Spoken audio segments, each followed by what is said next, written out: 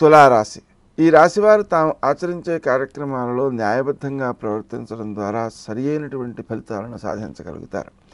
మీ క్రింది ఉద్యోగులు మీకు సహకారం చేస్తారు. వారి సహకారంతో పనులను సకాలానికి పూర్తి చేసి కూడా ఆ పనుల యొక్క ప్రయోజనాన్ని, గౌరవాన్ని, వాటిని పూర్తి చేశారనే భావనను, మీ పై అధికారుల యొక్క ఆదరాన్ని మీరు పొందే అవకాశం ఉంది.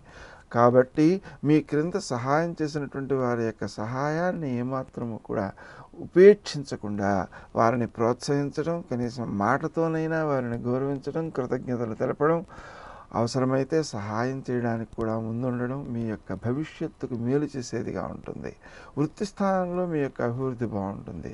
అయితే ఇతరులు చేసినటువంటి పనుల వల్ల వచ్చే విజయాలు మీకు సంతృప్తినిచ్చే అవకాశాలు తక్కువగా ఉంటాయి. అంటే ఫలితం సిద్ధించినా కూడా మనం కృషి చేయలేదు, మనం శ్రమపడలేదు అనేటువంటి ఒక అసంతృప్తి మిమ్మల్ని వెన్నాడుతూ ఉంటుంది. విశేషించి వృత్తి స్థానంలో అభివృద్ధులు సాధిస్తారు. స్నేహ సంబంధాలకు మించినటువంటి ప్రయోజనాలను మీరు పొందుతారు. వారికి మీరు ప్రయోజనాలను కల్పిస్తూ ఉంటారు. శత్రువులను జయించగలుగుతారు. అయితే వారు చేసేటువంటి పనులు మాత్రం కొంతవరకు చికాకును కల్పిస్తూ ఉంటాయి. అయినప్పటికీ కూడా అంతిమ విజయం మీదే కాబట్టి ఇబ్బందిని మీరు అభిప్రాయపడరు. విశేషించి స్నేహ సంబంధాల కోసం మీరు చేసేటువంటి త్యాగాలు మీకు భవిష్యత్తులో అభివృద్ధినిచ్చేవిగా, ఆనందాన్నిచ్చేవిగా ఉంటాయి.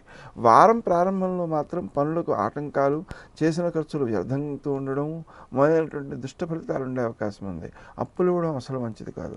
అయితే వారం యొక్క ద్వితీయార్థంలో మాత్రం గతంలో అంటే వారి ప్రారంభంలో ఆచరించిన పనుల వల్ల వచ్చిన ఇబ్బందుల్ని మీరు స్వశక్తితో, ఇతరుల సహకారంతో, మిత్రుల సహాయంతో జయించగలుగుతారు. ఆ జయించడం మీకు సంతృప్తిని, అభివృద్ధిని కూడా కలుగజేస్తుంటుంది.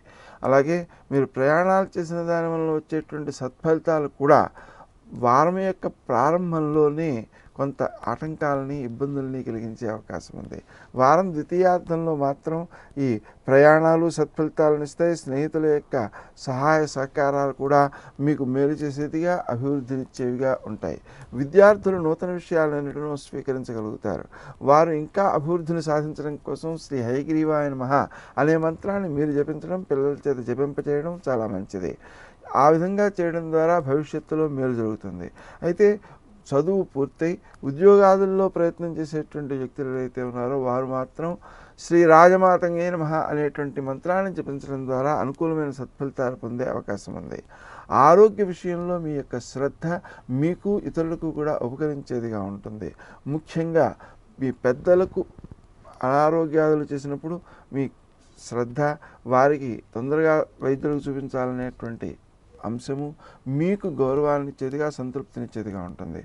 క్రీం అచ్యుతానంత గోవింద అనే నామాన్ని వారు జపించవచ్చు, మీరు జపించవచ్చు. తద్వారా అనారోగ్యాదులను తొందరగా అధిగమించేటువంటి స్థాయి కలుగుతుంది. ఆరోగ్య విషయంలో శ్రద్ధ మాత్రం ఎక్కువగానే చూపాలి అనేటువంటిది ముఖ్యాంశం. అనుకోని ఖర్చులు కొంతవరకు ఇబ్బంది పెట్టేటువంటి అవకాశం ఉంది. ఆ కారణంగా 4 రకాల మార్గాల్లో ధన సముదాయాలను ఏర్పాటు చేసుకోవడం, అవసరమైనప్పుడు తీసుకోవడానికి సిద్ధంగా ఉండడం మొదలైనటువంటి విషయాల్లో చొరవ చూపించాల్సిన అవసరం ఉంది. ముఖ్యమైనటువంటి కార్యాలను వాయిదా వేయకపోవడం మంచిది.